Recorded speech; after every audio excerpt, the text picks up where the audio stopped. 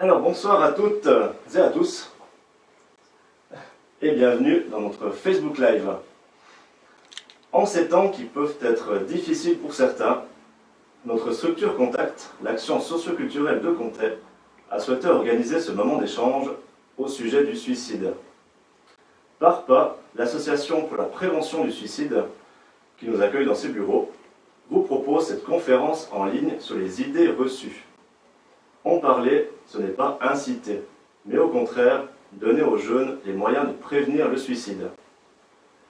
Cette conférence, dédiée autant aux adolescents et adolescentes qu'aux adultes, sera conduite par Nathalie Reynard, responsable de prestations de PARPA, diplômée européenne d'accompagnatrice de personnes endeuillées, analyse transactionnelle et formatrice d'adultes, et moi-même, Arnaud Favre, éducateur de rue pour les communes de Comté et Ardon. Durant cette heure, Nathalie Reynard proposera une discussion autour des idées reçues afin de promouvoir la santé psychique et la recherche d'aide. Un moment de questions-réponses sera pris tout au long du live. Donc n'hésitez pas à commenter en direct sur cette vidéo et nous répondrons à vos questions. Bien entendu, vous pouvez partager cette vidéo dans votre fil d'actualité. Alors Nathalie, bonsoir et merci de nous accueillir dans vos bureaux. Bonsoir Arnaud. Donc nous allons commencer avec la première idée reçue. Celui qui parle de suicide ne passe pas à l'acte. D'accord, ça c'est une des idées reçues les plus répandues, dans le fait qu'on pense souvent que si la personne parle de suicide, c'est une protection. Alors que finalement, la personne qui va parler de suicide, ce dont elle a besoin, c'est vraiment d'en parler. Ça veut dire qu'elle essaye de créer une ouverture, de créer un dialogue pour qu'on entende sa souffrance. Et c'est pour ça que quand quelqu'un parle du suicide, il faut vraiment s'arrêter et prendre le temps de discuter avec elle. Ça, c'est vraiment la chose importante. La personne a envie de dire sa souffrance, alors écoutons cette souffrance. Donc être une oreille attentive et une écoute active. Oui, exactement. L'idée reçue numéro 2, se suicider, c'est vouloir mourir. C'est bizarre hein, comme idée reçue ça. Tout à fait. Se suicider, c'est vouloir mourir. On parle de ça parce que souvent les gens pensent que se suicider, c'est plus vouloir de la vie. Alors que finalement, on s'est aperçu que les gens, c'est pas de la vie qu'ils n'en pouvaient plus, c'est de leur souffrance. Et c'est vraiment, si on arrive à comprendre que cette souffrance, elle est tellement là, tellement prenante, qu'elle est énorme, qu'elle prend de la place, qu'on ne sait pas comment s'en débarrasser, mais c'est ça que la personne veut. Elle veut tuer la souffrance, elle veut que ça s'arrête. Je dis souvent que quand on a un mal de tête, on prend un médicament puis ça va mieux. Mais quand on a une souffrance intérieure, le médicament il ne va pas servir à grand chose et la souffrance va rester là. Et les gens, ce qu'ils ont envie de faire, c'est vraiment d'enlever cette souffrance, qu'elle parte. Et malheureusement, une des conséquences, c'est la mort aussi. Mais pas forcément, hein, dans le fait que cette souffrance, elle peut être soignée par traitement, par discussion, aussi par médicaments.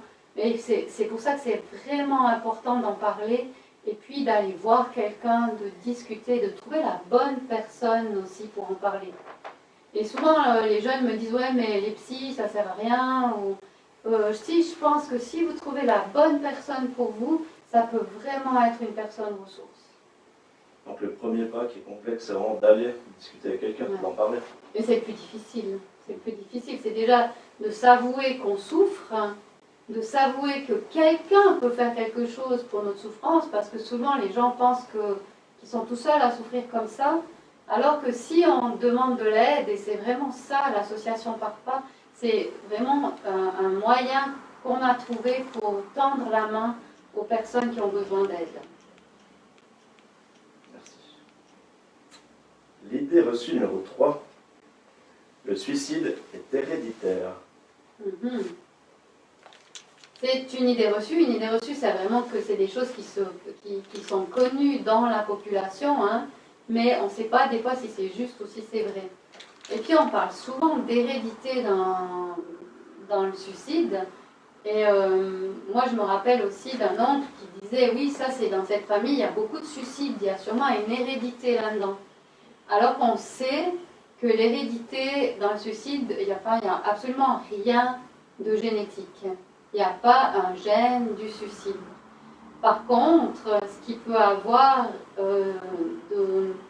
d'étrange, c'est que quand quelqu'un dans la famille a osé se suicider, a fait cet acte-là, ça peut ouvrir des portes au prochain. Et c'est pour ça sûrement que dans les familles, il y en a peut-être des fois plusieurs qui se sont suicidés. Mais en tout cas, si vous avez un parent, si vous avez quelqu'un dans votre famille qui s'est suicidé, ne pensez pas que c'est quelque chose qui va justement vous arriver. C'est quand même pas du tout dans la génétique. C'est des idées qui restent intrafamiliales et qui perdurent. L'idée reçue numéro 4. Le suicide est un choix individuel. On n'a pas à intervenir. Alors, cette idée déjà de choix, ça c'est aussi quelque chose dont on discute souvent à l'intérieur de l'association Parpa. Est-ce que le suicide est un choix? Vous diriez quoi, Arnaud? Je dirais oui. Ah ouais? D'accord. Nous, on dirait plutôt non, dans le fait que quand on sait que la personne qui va se suicider, elle a tellement de souffrance, et on sait qu'il y a tout un processus suicidaire, ça veut dire que ça prend du temps, que c'est pas comme ça, je vais te suicider, hein. Et on se dit que la personne, et on sait que la personne, elle fait beaucoup de choses pour s'en sortir. Et c'est quand elle arrive au bout de toutes ces choses-là que finalement, elle se dit, bon, là, j'ai plus tellement de choix. Et c'est pour ça qu'on se dit, mais finalement, c'est plus un choix. Parce qu'un choix, ça veut dire que j'ai plusieurs possibilités. Et là, ne pas avoir plusieurs possibilités, ça réduit. Et nous, on dit, non, c'est plus un choix à un moment donné. C'est une grosse souffrance. Alors, est-ce qu'on peut intervenir ou non? Ça, c'était la deuxième partie de la question, hein. Est-ce qu'on doit intervenir? Est-ce qu'on doit intervenir? Vu que c'est un choix, souvent on n'intervient pas. Si la personne a fait ce choix, on ne va pas intervenir. Alors que pour nous, oui, il faut absolument intervenir. C'est aussi de voir que la personne qui est vraiment en souffrance, elle n'a plus vraiment sa capacité de penser comme quelqu'un qui va très bien. Parce qu'elle est un peu enfermée dans cette souffrance, elle ne voit plus autant de possibilités. Et la mission de l'association Parpa, c'est vraiment aussi d'être là et de pouvoir intervenir auprès des jeunes et des moins jeunes qui en ont besoin et qui auraient envie d'en savoir plus et d'avoir un coup de main. Donc on peut et on doit intervenir. D'offrir des outils que la personne n'a pas sur le moment. Exactement. Ouais. Qui est dans une impasse. Elle est dans une impasse à cause justement de cette grande souffrance qui l'habite. Et l'idée reçue numéro 5, le suicide est imprévisible. On n'y peut rien. Et ça crée beaucoup de polémiques. Je fais aussi de la prévention dans les écoles et les jeunes, ils se disent, mais de toute façon, on n'y peut rien, puis on ne savait pas, et puis c'était imprévisible et tout ça. Et ce qu'on s'aperçoit souvent, c'est que c'est pas autant imprévisible que ça.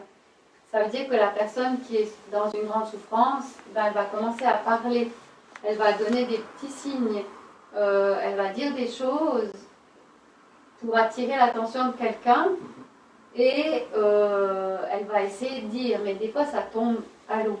Après, c'est vrai qu'il y a des personnes qui ne disent absolument rien, mais tout ça, c'est quand même dans un processus suicidaire.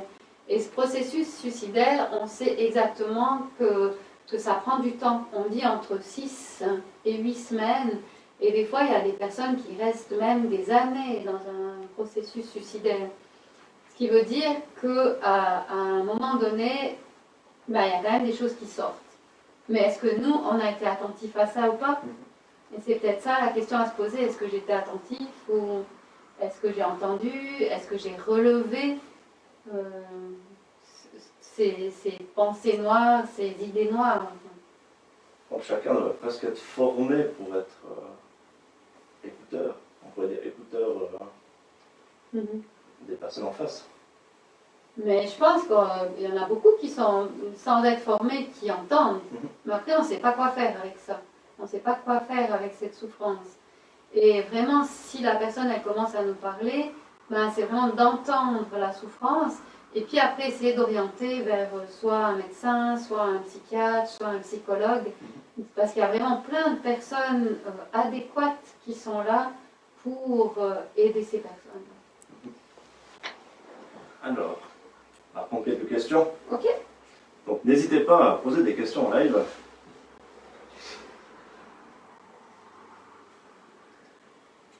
Alors, Valentine Faure. Que faire si la personne refuse de se rendre aux urgences et qu'elle ressent de fortes idées noires avec une envie de mourir et de se faire du mal? Donc une personne en souffrance mais qui refuse de l'aide.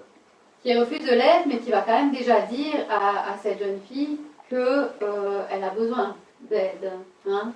Donc, c'est vrai que c'est pas une thématique facile, justement parce que qu'est-ce qu'on fait? L'hôpital, c'est pas forcément... c'est vraiment pour les cas d'urgence. Après, ce qu'on dit, c'est vraiment de se dire il faut se mettre en réseau et pas laisser cette personne toute seule, en tout cas pas quand elle dit qu'elle est comme ça en souffrance. Et pouvoir peut-être être un ou deux copains à rester avec elle, à l'accompagner, mais pas rester tout seul non plus, parce qu'on sait que ces souffrances sont tellement difficiles que d'être plusieurs, ça aide aussi beaucoup. Et de faire des idées noires aussi. Pardon? À part broyer du noir tout seul. Oui, ouais. Alors. Ensuite, idée reçue numéro 6. Si l'on parle suicide avec une personne, on risque d'induire chez elle des idées suicidaires. Et c'est vraiment la grande peur des gens, dans le fait de ne pas oser aborder cette idée du suicide, parce qu'on se dit, mais si moi, si cette personne, elle n'y avait pas pensé, puis moi, je lui parle de suicide, ça va être ma faute s'il y a quelque chose qui se passe. Alors que finalement, de pouvoir aborder le sujet du suicide, c'est un peu relâcher de la souffrance, parce que ça veut dire que j'ai compris que cette personne, elle allait tellement pas bien qu'elle pensait à mourir, qu'elle pensait à se suicider. Et ça, c'est assez fort, justement de pouvoir se dire que cette personne, elle a été entendue. Donc, ouvrir sur est-ce que tu as déjà eu des idées suicidaires, ça fait aussi beaucoup, beaucoup de bien aux personnes de pouvoir en parler. Après, c'est vrai que en parler, il faut aussi un réseau derrière pour pouvoir peut-être sécuriser et tout ça. Hein. En étant bienveillant. En étant bienveillant, puis à être plusieurs aussi. Hein. Alors, la question, s'il vous plaît. Alors, une question de Massier. Est-ce qu'on peut vraiment reprogrammer notre subconscient pour traiter l'anxiété et la peur? Si oui, quelles sont les étapes à suivre? Oula, est-ce qu'on peut reprogrammer notre subconscient? En tout cas, je sais que l'anxiété et la peur, c'est des choses qui sont assez récurrentes chez pas mal de personnes et que ça se soigne. Donc après, les étapes à suivre, ça je ne peux pas vous les dire parce que je ne les connais pas. Mais je pense que d'aller voir un médecin puis de confier que c'est des peurs qui sont là souvent, ça peut vraiment aider et puis peut vous aiguiller vers les bonnes personnes. Si vous avez d'autres questions en rapport de ça, vous pouvez toujours les poser. Alors, c'est pas une question, mais on va quand même la poser. De Priscilla. Malheureusement, dans la plupart des cas, on ne voit pas forcément le mal-être aussi profond. Ouais. Donc, et c'est vrai que ça pose souvent problème aux gens parce qu'ils peuvent se dire que mais j'avais pas compris que c'était autant fort que ça. Et je pense que c'est aussi de la responsabilité de la personne qui souffre de pouvoir dire qu'elle souffre et de trouver une oreille attentive et Et la ligne par pas, ça peut vraiment être un premier pas pour trouver cette oreille où elle peut déjà dire sa souffrance. Et c'est vrai que l'être humain a une capacité de se cacher, de se donner des rôles, de se donner une façade, encore plus avec toute cette technologie, hein, où sur les réseaux sociaux, on doit apparaître en pleine forme, on doit apparaître bien. Et ce qui veut dire qu'on ne parle plus beaucoup des souffrances qu'on peut traverser. Et on sait que l'adolescence est aussi une période de vie qui est difficile, qui fait beaucoup souffrance. Et il y a ce gros décalage avec tous ces réseaux sociaux où je vais super bien, et puis mon intérieur qui est complètement en question, qui souffre, qui est comme on dirait vite ou qui n'est pas comme les autres. Et de ça, c'est aussi important d'en parler. Et que la vie, c'est pas que je suis belle ou je suis beau et tout fonctionne et tout est merveilleux. Non, on sait vraiment que cette période est difficile et moi je trouve que c'est super courageux de parler de ces difficultés. Et j'encourage vraiment chacun de vous, si vous avez des difficultés, allez en parler. C'est l'acte le plus courageux qu'on peut faire, c'est d'aller parler de ses soucis, d'aller parler de ses difficultés. Et les maisons des jeunes ou les centres de loisirs en Valais sont peut-être une première étape justement. Oui. Les éducateurs de rue, les animateurs socioculturels, les gens proches des jeunes. On serait une première porte aussi à cette écoute. Ouais, mais c'est pour ça que la collaboration serait super intéressante, est super intéressante. Tout à fait. C'est pour ça qu'on est là ce soir aussi. Ok. Alors, une question de Nathalie. Est-ce qu'on peut contacter votre association lorsqu'on a vécu une perte par suicide? Ouais. Alors, donc sur la ligne d'écoute, vous aurez 027 321 21 21. Vous avez le numéro qui est affiché là. Vous pouvez appeler tous les jours de 8h le matin à 8h le soir et il y aura quelqu'un qui vous répond.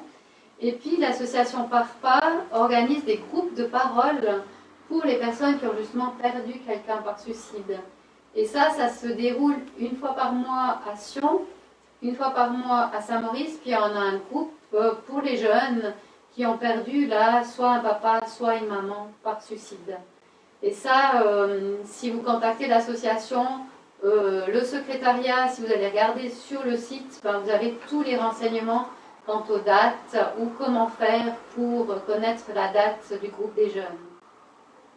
Merci. On mettra les liens après en commentaire. Idée reçue numéro 7. Toute tentative de suicide est à prendre au sérieux. Toute tentative de suicide. Et c'est vrai que souvent, on se dit oui, mais il a fait que ça, donc il n'a pas risqué vraiment de mourir. Alors que finalement, c'est d'aller jusqu'à cette tentative qui est grave. Qu'elle soit vraiment pas aboutie, justement c'est mieux. Qu'elle soit ce qu'on appelle pas trop grave. Mais ce qu'elle veut dire la personne, c'est qu'elle est quand même dans une souffrance telle que son intérêt, c'était quand même de mettre fin à sa vie. Après, c'est vrai que même si ça paraît pas grave, c'est à prendre très très très au sérieux. D'aller voir, d'aller discuter, puis de pouvoir se dire, mais qu'est-ce qui a poussé à faire même cet acte-là qui n'a pas conduit à la mort, mais qu'est-ce qui t'a poussé à faire ça? D'aller comprendre cette souffrance. Merci. Une petite note en matière de suicide, le silence est mauvais conseiller. Ouais. Toujours en parler. Toujours en parler. Et c'est vraiment... souvent on dit qu'il faut du courage pour se suicider. Et moi je pense que le plus de courage, ce qui demande le plus de courage, c'est d'aller vraiment interpeller quelqu'un et puis de dire moi je vais vraiment pas bien. J'ai besoin qu'on s'occupe de moi, j'ai besoin d'aide. Et ça, je trouve que c'est l'acte le plus courageux. Idée reçue numéro 8. Le suicide arrive seulement chez les autres. C'est bien connu, hein? Comme le Jamais Covid. Ouais. On pense des fois que le suicide, ce ne sera pas dans notre famille, c'est pas pour nous, ça n'est jamais arrivé, donc ça n'arrivera pas. Et en tout cas, les gens qui ont vécu un suicide dans leur famille, ils sont très très ébranlés. Et puis ils se disent mais on ne pensait pas que ça arriverait dans notre famille. Ça veut dire aussi quand on dit ça que ça touche absolument toutes sortes de gens, hein, dans le fait que c'est pas parce qu'on habite dans les beaux quartiers ou dans les quartiers plus pauvres qu'on est plus ou moins à risque. Donc on sait qu'il n'y a pas vraiment de différence et ben voilà, ça peut toucher tout le monde. C'est encore un sujet tabou, il me semble. Je pense... Au niveau des religions, où ça reste quand même quelque chose qu'on ne parle pas trop. Alors, dans la religion, on avait un prêtre qui nous accompagnait aussi, et on a vraiment pu voir que dans la religion, dans la Bible, il y a des histoires de suicide, mais qu'il n'y a jamais eu de jugement sur cet acte-là. Ça veut dire que, je pense que c'est l'Église qui a, à un temps donné, qui a rendu ça mauvais ou illégal, je ne sais pas comment on dit, ou péché. Mais vraiment, dans la Bible, c'est noté et ce ne sera pas jugé. Mais ça reste toujours un tabou parce que à l'époque, ben, c'est vrai qu'on n'enterrait pas les gens qui s'étaient suicidés. Et en plus, je crois que même leur famille était mise un petit peu à l'écart. Donc, ce qui veut dire que c'était mieux d'en parler à personne. Et maintenant, de plus en plus, en tout cas les familles qui ont vécu un suicide, elles osent en parler, elles osent le dire, elles osent dire la cause du décès de leurs proches, bien qu'il y en ait quelques-unes qui sont très mal à l'aise avec ça. Ouais. Parce qu'aussi dans le suicide, ce qui se passe, c'est qu'il y a tellement de culpabilité derrière, la famille ressent tellement de culpabilité que c'est difficile d'en parler. C'est difficile cette culpabilité de ne pas avoir... Des fois on se dit on n'a pas assez aimé, on n'a pas assez discuté, on n'a pas assez... Et ça c'est vraiment ce qu'on entend souvent dans les groupes de parole, alors que souvent les familles elles ont fait beaucoup de choses, mais que la souffrance de la personne était tellement forte que ça n'a pas suffi à ce qu'elle reste. Merci. L'idée reçue numéro 9, se suicider est une preuve de courage. Ah, ça c'est dont on en parlait tout à l'heure. Qui mène à la question numéro 10, se suicider est une preuve de lâcheté. Alors, est-ce que c'est courageux ou est-ce que c'est lâche? C'est vrai que j'entends parfois des gens qui disent ben, c'est courageux parce qu'il faut le faire, suivant la situation, c'est super difficile de le faire et tout ça. Mais on sait aussi que la personne qui est en détresse comme ça, qui est en souffrance, elle voit plus vraiment qu'est-ce qui se passe, donc elle a plus sa pensée qui est complètement là. Elle est tellement focalisée sur sa souffrance que c'est ça qui compte le plus, c'est vraiment de se débarrasser de cette souffrance. Et puis il y en a qui disent aussi que c'est de la lâcheté, que la personne elle a voulu tout laisser, qu'elle laisse les problèmes aux autres et tout. Mais c'est dans le même registre, la personne elle est tellement focalisée sur sa souffrance que tout ce qu'elle veut c'est que ça parte. Donc nous on dit vraiment que les personnes sont ni lâches, ni courageuses, mais que vraiment elles ont fait le maximum pour s'en sortir et que ça n'a pas marché. Alors, petite question. Ok. Si des adolescents perdent une amie proche par le suicide et qu'ils souhaitent aborder le sujet avec un adulte, cela est-il ok de le partager avec eux? Bien sûr que c'est ok. C'est vraiment cette grande force de la parole, hein. Et on sait que dans tous les deuils, c'est très important de parler de son deuil, puis pas rien qu'une fois. Il faut en parler plusieurs fois. Et quand c'est un événement traumatique comme un suicide, parce qu'on n'a rien pu faire, parce qu'on n'a pas vu, parce qu'on n'a pas été assez présent, donc il faut vraiment aller vers quelqu'un et puis lui en parler. Et l'association Parpa, elle permet aussi ça, de déposer, de redire encore, parce qu'on sait que le deuil, ça prend du temps aussi, hein. Ça prend beaucoup de temps même. On parle de 2, 4, 6 ans pour un deuil suite à un suicide. Et ça veut dire qu'on a besoin d'en parler longtemps. Alors que les proches, ils ont peut-être, pas les proches, les amis, ils ont peut-être plus la force d'entendre tout ça. Et l'association Parpa est vraiment là pour entendre, pour écouter, puis pour vous rejoindre aussi dans ce deuil. C'est un partenaire qui accompagne main dans la main. Ouais. Alors on va encore attendre s'il y a quelques questions qui vont arriver.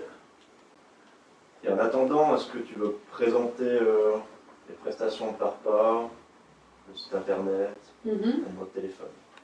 D'accord. Donc, Parpa, c'est l'arbre qui est là, hein. Et puis c'est écrit Parpa comme si c'était des racines. Et pour nous, ça a vraiment la signification qu'on aimerait que les gens ne partent pas, hein, ne partent pas, et puis qu'ils s'enracinent aussi dans la vie, hein, qu'ils restent en vie. Et l'association Parpa, donc sa première mission, c'est de répondre au téléphone tous les jours de 8h le matin à 8h le soir au 027 321 21 21. N'oubliez pas ce numéro, 027 321 21 21.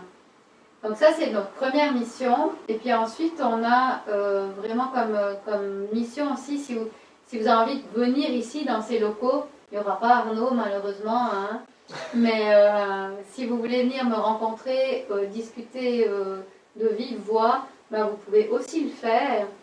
Et on a aussi une ligne, un mail qui est aide, c'est écrit au fond là, aide@parpa.ch. Donc tous ces renseignements vous trouvez sur le site aussi de Parpa qui est www.parpa.ch. Donc le site est assez complet, il y a des articles, il y a ce qu'on fait, nos prestations et tout ça. Et vraiment si vous avez besoin d'aide, mais appelez. Donc vous arrivez soit chez l'intervenant, soit auprès d'un secrétaire. Et puis après vous pouvez soit avoir un rendez-vous avec moi, soit discuter avec quelqu'un. Donc on est vraiment là pour ça, pour vous. Et l'association Parpa est une association créée en Valais. Donc on en a discuté tout à l'heure et c'est vrai que c'est un monsieur de Sion qui a créé cette association suite au suicide de son fils, où il s'est dit mais moi je ne sais pas, il n'a pas pu me parler à nous les parents, parce que ça on sait aussi que des fois c'est très difficile d'aller parler à ses parents, d'aller parler même à ses frères et sœurs, et que il y a des gens qui sont hors de ce contexte familial qui peuvent vous répondre. Et c'est pour ça que l'association a été créée, pour vraiment se dire, il y a tout un moment où en tant qu'en étant dans la souffrance, je dois protéger mes proches, on peut en parler à d'autres personnes qui sont hors de ce cadre-là. Donc c'est une association qui a été créée en 2002 par un monsieur sédunois qui s'appelle Jean-René Roch. Ok. Alors, merci pour ces infos. Ah, on a encore les groupes de parole, mais ça j'en ai parlé avant. Hein. Tu vas faire un petit speech? Ouais, je refais le petit speech sur les groupes de parole. Donc, groupes de parole qui sont seulement pour les personnes qui ont déjà perdu quelqu'un par suicide. Donc, allez regarder sur le site aussi, vous avez toutes les infos. Parpa.ch. On attend peut-être encore quelques secondes, voir si des questions arrivent. Si tu as encore des informations à nous faire passer, c'est le moment. Alors, qu'est-ce que je pourrais faire passer comme information? Je crois qu'on a répondu à toutes les questions. Je pense que les informations vraiment les plus... Une question vient d'arriver, justement. Vas-y. Est-ce qu'en cette période de Covid-19, le besoin d'écoute est plus fort? Alors, c'est vrai que pour l'association Parpa, on a vu que le premier confinement, ça n'avait absolument pas créé de boom. Et je pense qu'il y a aussi les gens qui étaient en souffrance, ils ont peut-être pu rester plus en famille, ils ont pu rester plus cocolés un petit peu, puis peut-être que ça leur a fait du bien. Mais maintenant, c'est vrai qu'avec ce deuxième Covid où il y a beaucoup de restrictions qui durent depuis longtemps, et pour les jeunes, on sait que c'est pas facile de ne pas pouvoir se regrouper, de ne pas pouvoir agir comme d'habitude. Et il y aura certainement plus de souffrance, mais c'est pas, à l'heure actuelle, on n'a encore pas vu. Assez de recul. On n'a pas assez de recul pour le dire. Ouais. Okay. Si vous avez des questions, il ne faut pas hésiter. Il n'y a pas de questions bêtes.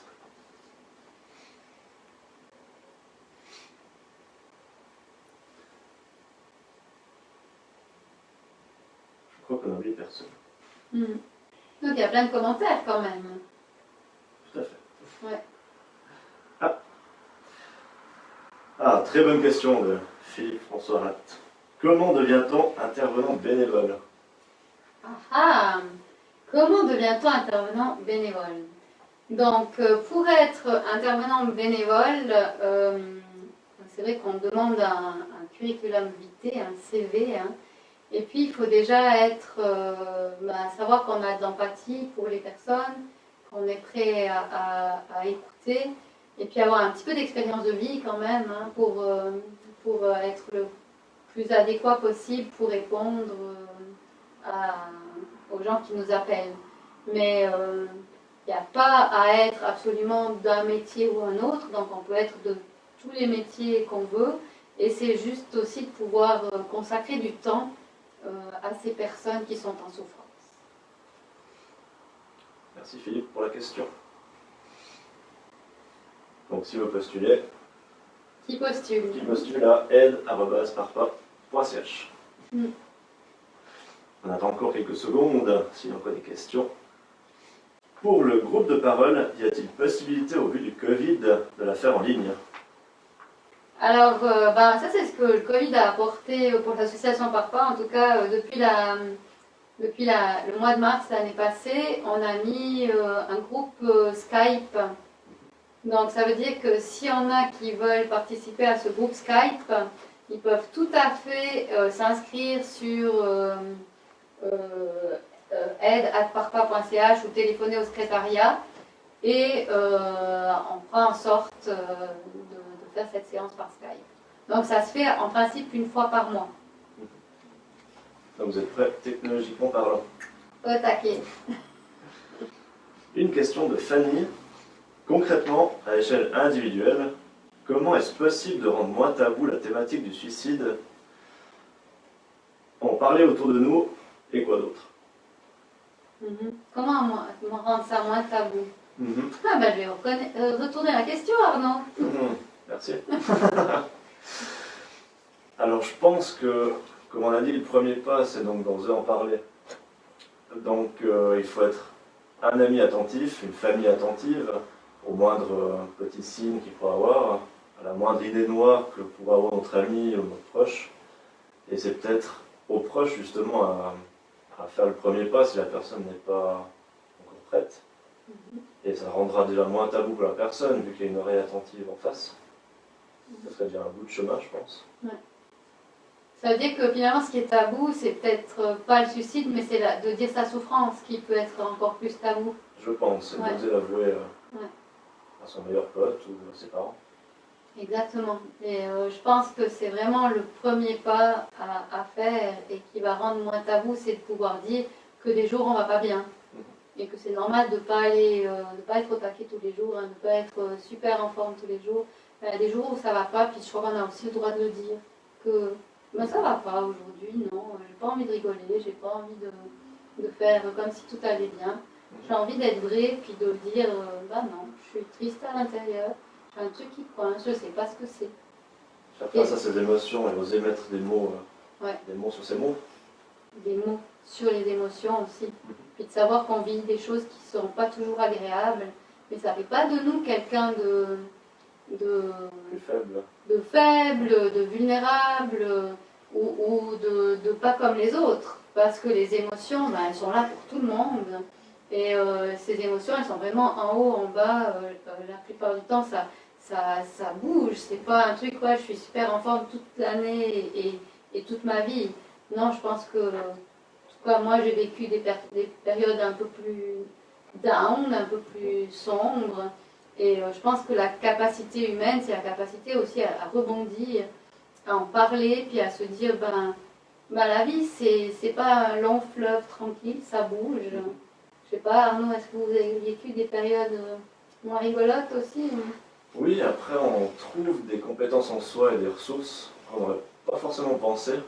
Et ça en fait justement des compétences ensuite. Ça fait des forces en plus qu'on peut activer lors d'autres épreuves ou d'autres situations. Ouais. Après, il me semble que c'est aussi beaucoup la société, cette société de perfectionnisme qui pousse justement les gens à ne pas oser dire que aujourd'hui je suis pas très bien dans ma peau. Ouais. Et là, il faut oser. Il faut oser. Et je pense que ça peut vraiment enlever les tabous. Ensuite, la question arrive. Est-ce qu'il existe des formations liées à cette thématique qui seraient en place actuellement pour les professionnels ou les personnes intéressées? Donc l'association PARPA offre aussi des journées de formation. Enfin, offre, c'est payant, hein, faut quand même. Mais on met ça sur le site aussi. Dans le fait qu'on offre une journée sur l'écoute, parce que à la base, c'est aussi de pouvoir entendre toute cette souffrance, de savoir comment entendre et savoir comment un peu dérouler ce fil de l'écoute. Et puis aussi une journée sur le processus suicidaire et une journée sur le processus de deuil. Donc ça, vous pouvez le trouver et dans l'association PARPA, puis après, il y a d'autres aussi, d'autres endroits où ça peut être donné. Mais nous, dans l'association, 2 à 3 fois par année, on offre ces 3 journées. Ok, excellent. Une autre question, les animateurs de rue suivent-ils une formation sur la prévention du suicide? Sinon, seriez-vous intéressé? Question à Arnaud. Ah, je me sens visé du coup. Alors, les éducateurs de rue suivent une formation très généraliste, dans le sens où c'est beaucoup de la psychologie, de la motivation. Et nous sommes vraiment des premiers pivots pour diriger le jeune ou l'adulte vers des associations comme PARPA. Nous sommes la première écoute dans la rue, et ensuite nous avons un panel de partenaires avec qui se diriger. Mais effectivement, on a un bout de formation sur l'écoute et la prévention du suicide. Et c'est toujours intéressant si on peut se former encore plus, pour répondre à ta question. Comme ça, vous pourrez venir chez nous. Tout à fait. Une autre question de Francine. Est-ce qu'on peut demander à la personne suicidaire comment est-ce qu'elle pensait faire concrètement pour suicider? Est-ce que c'est une bonne ou une mauvaise question? De rentrer dans les détails. Ouais.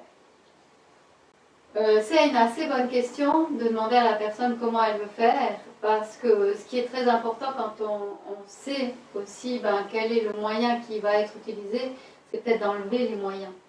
Ça veut dire de regarder avec la personne qu'elle enlève le moyen auquel elle avait pensé, ou bien que nous, on lui enlève ce moyen-là. Et ça peut être une grande prévention aussi, de savoir. Et puis ce qui veut dire aussi que quand je sais qu'elle est tellement mal, elle sait déjà comment elle va le faire, ou bien quand elle va le faire, et c'est là que je peux vraiment mettre tout le réseau autour pour l'accompagner, pour que ça ne se fasse pas. Parce qu'on s'est aussi aperçu que dans les idées suicidaires, il y a un moment donné où on tombe vraiment, où on est au bout, puis on se dit non mais là c'est fini. Et puis s'il y a des gens qui empêchent, à un moment donné, ça peut vraiment suffire pour remonter. Comme ce que vous avez dit tout à l'heure, il y a des fois je n'étais pas bien, puis ça m'a donné les compétences pour aller mieux. Et c'est vraiment ce fait-là de dire, oui, il y a un moment où on peut sauver la personne.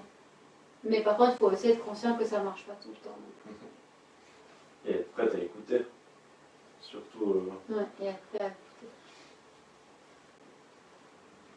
Alors, une question. En fonction des problématiques exprimées, avez-vous des possibilités de travail en réseau? Alors nous, on a vraiment beaucoup de connaissances, enfin pas de connaissances, on ne connaît pas tout, mais on connaît plein d'associations, on a vraiment un panel d'informations sur des associations où des fois on envoie la personne plutôt dans une association qu'une autre ou que chez nous, parce qu'on voit que la problématique elle est plus centrée sur autre chose. Donc l'idée suicidaire, c'est souvent un petit peu... la problématique, elle est haute. Par exemple, on sait que les jeunes souffrent beaucoup s'ils se découvrent homosexuels. Que la souffrance, elle est tellement grande qu'ils se disent, mais là, il faut que je mette fin à ma vie. Puis s'ils viennent nous voir, et vraiment, j'ai déjà eu des jeunes gens qui sont venus me voir, et où on a pu les accompagner sur une autre association qui est Alpagé. Et là, ils sont tellement bien pris en charge sur une thématique qu'ils connaissent vraiment à fond, que voilà, l'idée suicidaire s'en va. Donc on est aussi un tremplin pour trouver des associations, pour trouver des personnes aussi plus adéquates pour prendre la personne en charge. Et conscience de l'acceptation de soi, surtout. Une question de Florence. Quelle serait la procédure d'urgence face à une personne en détresse existentielle? La procédure d'urgence. Donc, c'est justement connaître le processus suicidaire, ça aide beaucoup parce qu'on sait justement quelle est l'urgence de ça. Après, ben voilà, si elle est en train de commettre l'acte, ben là, c'est appeler le 144 et mettre tout en œuvre pour arrêter. Hein. Mais autrement, c'est vraiment, si c'est avant ça, c'est vraiment pouvoir aller dans la discussion, aller dans le réseau, aller dans l'écoute. Et ça, c'est vraiment primordial. Merci. Une question de Tiffany. Pour vous, quelle est la différence limite entre avoir des idées négatives, quand on est un peu déprimé, et avoir de réelles idées noires qui pourraient être plus dangereuses? Non, mais c'est comme je l'ai dit tout à l'heure, avoir des idées négatives ou même des idées noires, c'est des périodes normales de la vie parce qu'on ne peut pas être vraiment tout le temps bien. Et il y a une partie aussi d'accepter ces idées noires. Après, c'est quand ces idées noires, elles prennent beaucoup de place dans les moments de la journée. Et c'est ça qui va faire la différence et qui peut peut-être montrer aussi un état dépressif. Allez, deuxième question de Nathalie. Est-ce que vous intervenez dans les classes primaires, cycles ou alors plus haut pour faire connaître votre association et faire de la prévention? Oui. Alors, on fait de la prévention dans les écoles qui nous demandent justement si on veut bien intervenir dans leur classe. Les primaires, on n'a encore jamais eu. C'est peut-être pour l'instant un peu jeune, mais on va à partir de la 10H, 10 et 11H, et puis après on est aussi beaucoup dans les collèges. Donc on passe vraiment collège des Creusets, collège de la Planta, en tout cas chaque année, et dans d'autres lieux, d'autres cycles qui nous demandent. Mais là, vraiment, si vous avez besoin de ces ateliers-là, de ces préventions-là, allez en discuter avec le médiateur et tout ça, et nous, on peut se déplacer dans les écoles sans problème. Ok. Merci. Allez, Francine qui demande une petite précision. Qui peut-on appeler de 20h à 8h du matin? Donc, entre 20h et 8h, on a un répondeur, nous, qui annonce que ce serait mieux d'aller appeler le 143. Donc, le 143, c'est la ligne d'écoute. Et puis, pour les jeunes, ça, par contre, je ne sais pas si c'est la nuit aussi, mais il y a le 147 qui est la ligne pour les jeunes. Et ça, je pense que Arnaud, vous connaissez aussi. Hein. Alors, je ne connais pas les horaires. Ouais, mais les horaires, je ne les connais pas, mais c'est aussi des lignes qui sont adéquates. Ça. Et puis, il y a aussi, si vous avez des questions, il y a ciao.ch, qui est un super site qui vraiment répond à plein de questions pour les jeunes. Et ça vaut la peine d'aller jeter un coup d'œil et puis d'aller voir s'il n'y a pas une problématique que vous pensez peut-être être le seul à souffrir de ça, puis de voir que c'est dans les questions qui ressortent le plus souvent. Alors, ciao.ch a une énorme base de questions, une énorme base de données. Et c'est vraiment super intéressant d'aller se balader. Il y a tous les sujets d'actualité. Et avec beaucoup de réponses de professionnels aussi. Oui, très intéressant.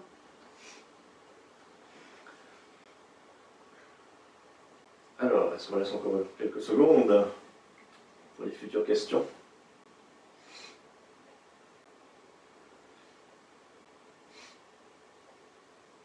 Et encore une question. Comment peut-on réagir quand la personne nous demande l'autorisation de se faire du mal? Se couper par exemple? Quelle est notre limite d'intervention dans ce genre de situation? C'est assez rare que j'ai une question comme ça où la personne demande l'autorisation de se faire du mal. Ouais. Et si on voit quelqu'un qui se fait du mal, se scarifie. En tout cas, vouloir se faire du mal, c'est quand même un signe où j'ai une souffrance et puis que je ne sais pas comment exprimer cette souffrance autre que par la scarification ou que par vouloir me faire du mal. Et ça veut quand même dire qu'il y a un besoin d'écouter la souffrance, d'écouter ce qui se passe. Est-ce que c'est quand même une sonnette d'alarme qu'on tire pour la personne qui se scarifie? Ouais. Puis en plus, demander la permission, c'est assez fort. Et si je dis non, qu'est-ce qu'elle fait la personne? Est-ce qu'elle ne le fait pas? Et des fois, c'est aussi peut-être de dire que, de montrer à la personne, mais que nous, on est attaché à elle, qu'on l'aime et qu'elle est importante pour nous. Et peut-être pouvoir lui dire tout ça, peut-être que cette question, elle va partir sur ça. Mais moi, j'aurais de la peine à te voir te faire du mal parce que je t'aime trop pour te voir te blesser et pour te voir te faire souffrir. Complimenter la personne et sortir justement les points positifs. Ouais. Être bienveillant là-dessus. Mm-hmm. Ah, Francine, est-ce que les médiateurs scolaires ont été formés à la problématique suicidaire? Pas par nous en tout cas. Donc peut-être que les médiateurs scolaires ont une formation, moi je pense comme Une première approche. une première approche. Ouais. Mais on ne peut pas trop répondre à leur place. On ne peut pas répondre à leur place, non. Ça, Mais eux savent très bien les partenaires qu'ils ont autour et vers qui se tourner. Ils connaissent leur réseau aussi. Ouais. Oui, une dernière. Oui, merci infiniment pour les réponses, le soutien et tout le travail entrepris. Je vous souhaite beaucoup de courage, surtout en ces moments plus compliqués. Merci Priscilla. Merci Priscilla. Et du coup, une question de Philippe. Est-ce que l'anonymat est-il garanti? Bien sûr. Bien sûr que l'anonymat est garanti dans le fait que les personnes qui nous appellent, elles n'ont même pas besoin de dire qui elles sont. Donc il n'y a pas d'information qui est demandée. Donc l'anonymat est complètement garanti. Et nos bénévoles sont aussi protégés par un anonymat aussi. Ça va dans les deux sens. Ça va dans les deux sens. Karine Léger, comment sensibiliser un enfant qui dit « je vais me suicider » sans savoir vraiment de quoi il en retourne? Ouais, ça c'est arrivé aussi et je pense que un enfant, il a aussi besoin de parler qu'il souffre, qu'il a des souffrances et peut-être que c'est mieux d'aller vérifier en tout cas que c'est pas une souffrance qu'il habite déjà, qui le fait penser à ça et d'aller voir quelqu'un en tout cas. Et du coup, une autre question qui en découle de la même personne, comment lui expliquer que c'est quelque chose de sérieux? Donc, peut-être de regarder déjà avec lui qu'est-ce que ça veut dire le mot suicide, s'il a bien compris ce que ça voulait dire, s'il a bien compris ce que c'était la mort, parce que suivant quel âge, c'est encore pas tellement bien intégré. Et puis aller voir qu'est-ce qui fait qu'il souffre tellement, qu'il pense déjà à mettre des mots comme ça dans sa bouche. Ouais. Encore une question. Est-ce qu'une forme d'intervention, de prévention dans les classes pourrait tourner autour de l'écoute entre pairs? Donc, entre élèves, de les former à l'écoute active, de les former à la prévention. Oui, ça se fait déjà d'ailleurs. Je ne me rappelle plus comment, peut-être tu connais. Je ne me rappelle plus comment ça s'appelle. Les peacemakers. Les peacemakers, voilà. Donc ça se fait déjà. Il y a déjà tous ces peacemakers qui sont là dans plusieurs CO du Valais en tout cas. Et ça marche très bien. Et ça marche très bien, super. On arrive gentiment au bout de cette heure passée ensemble. Déjà? On ne voit pas le temps passer. On laisse encore quelques secondes pour les dernières questions. Ah, quand les gens commencent à dire merci, c'est qu'on est bon. Alors c'est à mon tour donc de dire merci. Merci à Bruno Brasil, à Tiffany Bonvin qui était derrière les caméras et les micros pour la technique. Et merci à Nathalie pour sa présence et son aura. Et n'hésitez pas, parpa.ch, il y a toutes les informations dessus. Et prenez soin de vous et de vos proches surtout. Et si vous avez encore des questions, n'hésitez pas à les poser après le live. On y répondra avec grand plaisir. Merci d'avoir organisé ça aussi avec Parpam. Donc c'est bien de se faire connaître et grâce à vous, on passe à se faire connaître un peu plus loin. C'est ça le but. Alors bonne soirée. Bonne soirée. Ciao, ciao. Ciao, ciao.